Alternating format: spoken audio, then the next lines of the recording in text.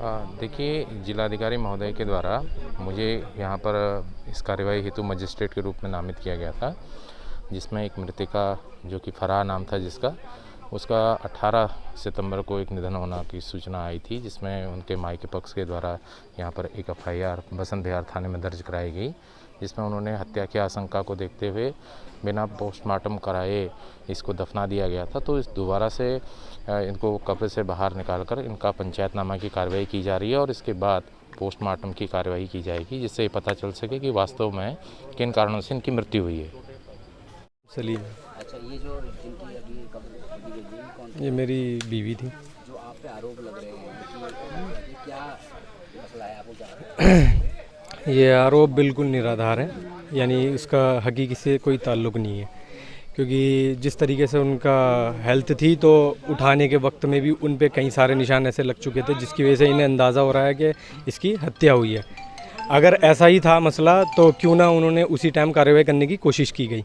ये अब 4-5 दिन बाद जो ये इस तरह की बेहुरमती हुई है कब्र की, ये बिल्कुल भी सरासर सही नहीं है। वैसे मौत कैसे हुई थी? उनकी जहर खाने से ही मौत हुई थी। कुछ वजह पता लगी क्यों जहर खाया? नहीं, कोई कारण नहीं पता चल पाया, लेकिन यह है कि इतना मैं कह सकता हूँ उसकी जहर खाने से ही मौत हुई थी। 12 साल हो चुके हैं हमारे, अल्हम्दुलिल्लाह संबंध सब बढ़िया थे। मैं उस वक्त सऊदी अरब में था, मुझे पता चला, मेरे भाइयों ने मुझे फ़ोन किया। क्या चाहते हैं कि मतलब उन्होंने तो आपके ऊपर आरोप लगा दिया है, न्यायपालिका से या फिर पुलिस प्रशासन से क्या निवेदन करें?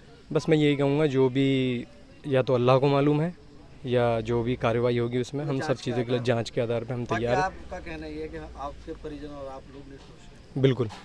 मेरी भतीजी है। क्या शक और क्या अनुमान है, क्योंकि 18 तारीख को जो है घटना हुई थी, उसके बाद में ऐसा है, हम तो यहाँ से दफना के चले गए, हमें ये बोला गया था कि तुम्हारी बच्ची ने जहर खा लिया। ठीक, हम तो अपने घर चले गए। 2 दिन के बाद में हमारे पास फ़ोन आया थाने से कि यहाँ पर आओ, थाने में बसंत विहार के। हम पहुँच गए और आ गए। नहीं, आपने जो है कोई कंप्लेन की है या फिर इस शव को क्यों निकाला गया है? तो कंप्लेंट किए शक के बुनियाद पर। आपने जो है शक की बुनियाद पर कंप्लेन की, आपके द्वारा क्या कंप्लेन दी गई है, क्या प्रार्थना पत्र पुलिस को दिया गया है? प्रार्थना पत्र ये दिया गया, हमें शक है। क्या शक है आपको? कि इसको मारा गया। अच्छा जी। अभी आरोप किसी पर नहीं लगा रहे हैं? नहीं, किसी आपको 18 तारीख को क्यों नहीं हुआ, जब पूरा समाज यहाँ पर था और तमाम लोग थे, आप भी लोग आए थे? 18 तारीख को ऐसी कोई आशंका? ऐसा कुछ हुआ ही नहीं। तो अभी उस दिन आपको ऐसा प्रतीत क्यों हुआ है? ऐसा है, जब नुलाया गया था लड़की को तो हमारे बच्चों ने ये बोला कि पीठ पे और गर्दन पे निशान थे। इस आधार पर हमने ये शक जाहिर किया। महिलाएं हैं, जी, जब नहलाया जी, तो पीठ पर कोई निशान पाए गए? जी, पीठ पर। उस वक्त विरोध नहीं किया जब इस डेड बॉडी को? नहीं, हम तो अपने घर चले गए थे सर। तो अभी आप 8-10 दिन बाद आए? 8-10 दिन बाद नहीं, हमें आज 4 दिन हो गए यहाँ।